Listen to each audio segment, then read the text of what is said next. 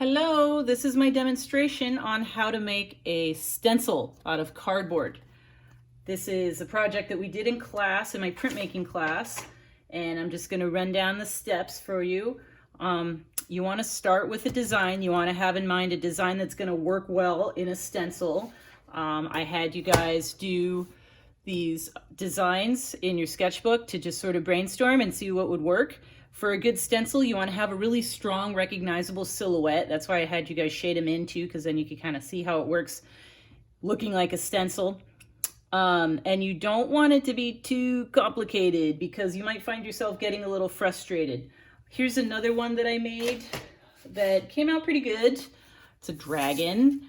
I found that when I traced the stencil, when I filled in the inside of the stencil on paper though, certain small parts didn't show up as well. So like the tongue, it's this like forked snake tongue. It didn't come out as clearly.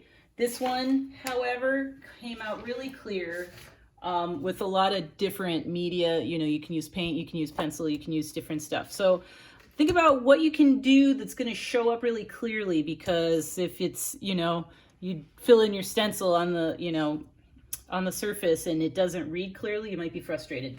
So in order to make this, you use the thin cardboard from the cereal box that's in your kit, or if you have something like this around, you use this. And for this one, they don't need to be huge. You want it to be a good size, but not the size of the entire cardboard. So I'm going to actually have you just go ahead and fold it in half and cut it in half, and we're going to use a half size of this cardboard.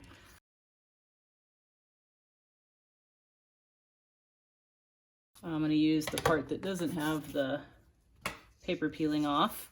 So here's a good size for the stencil, because you're going to be using the paper in your sketchbooks, which is only, I think, like 7 by 10. So you don't need a giant stencil. Here's one step that some people have overlooked. I want to emphasize the first thing you do before you draw your design on there. So we're going to cover this cardboard side with tape. Okay, so you need tape. We're not going to do anything on this side. It's kind of already laminated, so it's already kind of protected. This side though can get warped. It can get warped by moisture, or it can just kind of get bent. If you cut some smaller pieces, they can get kind of bent and curled up.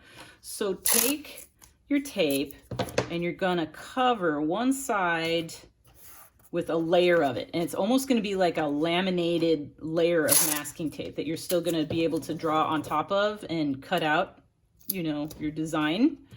But it's just gonna go a long way where to kind of protect the stencil so you get more use out of it, especially if you use it with paint. If you put paint in the stencil and, it's cardboard. So when the cardboard gets wet, it gets warped and it gets messed up. So we're gonna just kind of overlap the long pieces of tape so that it has a little more protection after you start using it. You want to be able to use it more than once. So.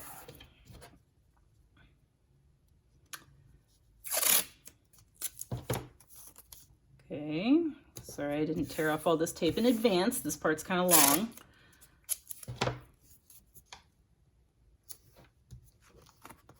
So while I'm doing this, I'm just going to talk about the design that you choose for your actual stencil. You don't want it to be tiny, okay? You can't put something really small on here because you have to cut it out with these big scissors. If we were doing this in person in class, I would have X-Acto knives for you guys to use, which make it a lot easier. And if you happen to have an X-Acto knife at home, or like a really sharp box cutter, you can use that to cut out small bits. Just do, your furniture a favor and use a surface underneath. You can take a thicker piece of cardboard, or you can use, what I tell students is if they're gonna cut at home with an X-Acto blade or a box cutter, take just a cutting board from the kitchen and put it underneath. Like obviously clean and dry, but if you just use a cutting board and you cut on top of that, then you won't wreck the furniture, which could get you in trouble. I don't want to do that. Okay, so here's my tape layer. So we want to choose a design that's going to read really clearly as a stencil. I'm actually going to do this bird, okay? So I chose this bird because I like birds. And I just think it'll look cool as a pattern. Like you can stencil it multiple times and make a pattern out of it. And I have this wing detail that's going to kind of make it, you know, just look more like a bird. Originally, when I do this, I had an eye there. And then I realized, like, you can't just have like an eye hanging out in the middle of nowhere because it's not attached to anything, you know? So I had to take the eye out. But anyways, it's going to be fine. So I'm just going to sketch it out by hand. Oh, that's a colored pencil. I'm going to sketch it out by hand. I'm going to do the outside of the silhouette first. You should be able to draw on the masking tape with no problem. I don't want to make it too big because if I cut too close to the edge, it's going to get real flimsy. So I have to kind of mess around with the size as I'm drawing it. And then I'll go back and I'll erase those extra lines. But I don't want this to be too flimsy. So I'm not going to get too close to the edge on this side or on this side with the beak. Okay, so it's got a little beak. And then I'm going to draw this wing. So like I said, anything that's a detail on the inside of your stencil has to be connected. So this is going to be connected right here. Like this is going to be, you know, left on and the stuff around it is going to be cut out. But I'm going to have to keep this little curve of the wing if I want that part to be sort of like articulated. And I can do different things, like I can cut it out all the way. Actually, I might do it this way. Okay, so here, watch. Let me erase these lines so it's a little less confusing. But I am gonna cut out multiple pieces. And, you know, I've seen other students do this with stencils where they really understand where they can, you know, cut things out and reattach them. So, you know, if you get real savvy about that, you can make something more complex. But you know, what I'm going to do is I'm going to cut this whole thing out because this is going to be empty, but then I'm going to cut this out from the piece that I cut out, if that makes any sense. And then it's going to have a wing. Okay, so there's the shape of the wing. So I'm actually going to cut this out from the bigger bird silhouette and I'm going to reattach this to the stencil so that when I fill it in, you know, when I actually use the stencil, it's going to articulate the wing right there. Right? And if it doesn't make sense, just watch, okay? So here we go. So you're probably like, how do I cut it out? Just go for it.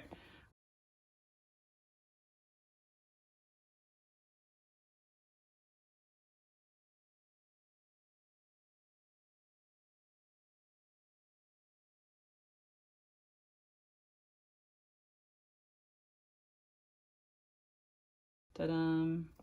Okay. Oof.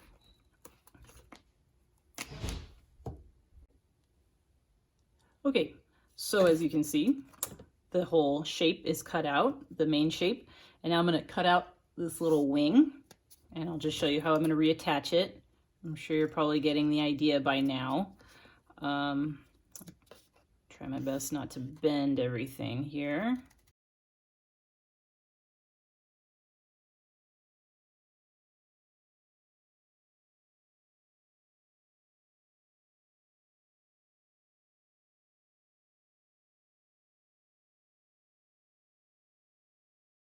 Okay, so yeah, so here's my little wing piece.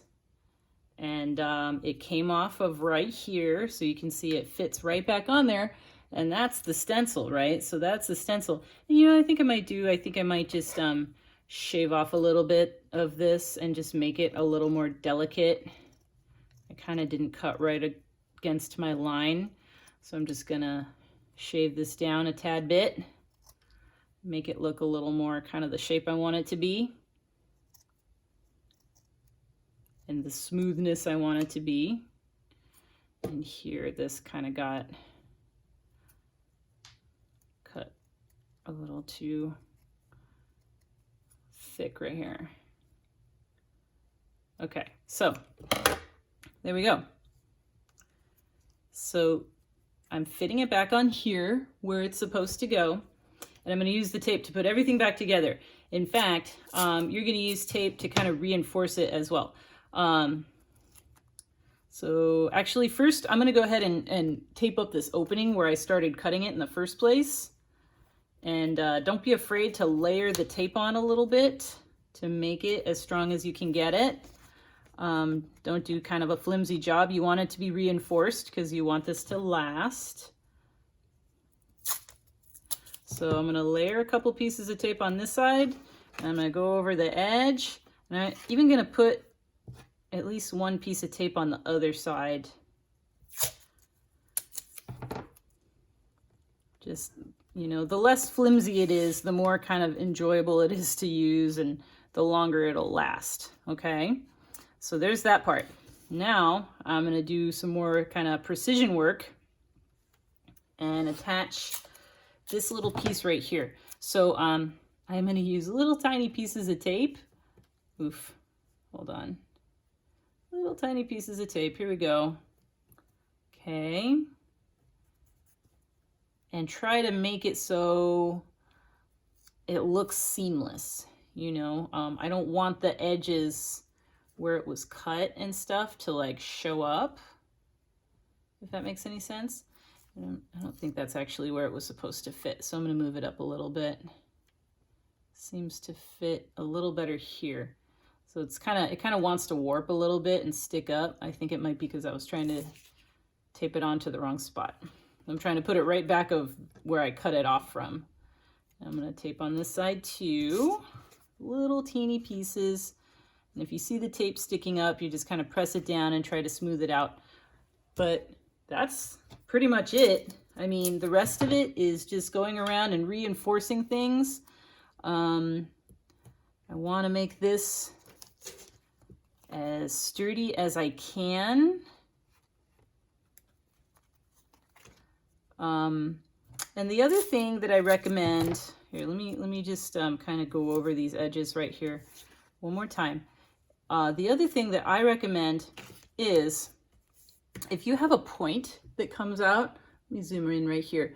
See how this is kind of like a little point. If you are painting in here, or even if you're like coloring in it a lot with, you know, pencil or colored pencil or pen, this can kind of get like destroyed, you know, like if you bump against the corner too much, it'll lose its sharpness. It'll lose its little edge right there. So what I like to do when I have a little bump or a corner is take a tiny piece of tape and just go over the edge. So check this out. This is the edge I was talking about right here. I don't want that to lose its definition. So I'm just kind of taking some tape and going over the edge to preserve it, I guess, and to keep it from getting water damage or getting, you know, folded up or anything like that, you know. And you can do that like with a lot of it, you know. It's not a bad idea to go around and kind of reinforce the edges because this is cardboard and you are going to be using wet media with it. So it's not a bad idea to go around and just sort of look at places where it might, you know, the water might soak in, which is pretty much anywhere. And just add a little bit of tape around the edges to reinforce the edges and make them a little stronger. And then press them in so, you know, they don't, so your shape is still really visible. But yeah, that's pretty much it. Here's my stencil.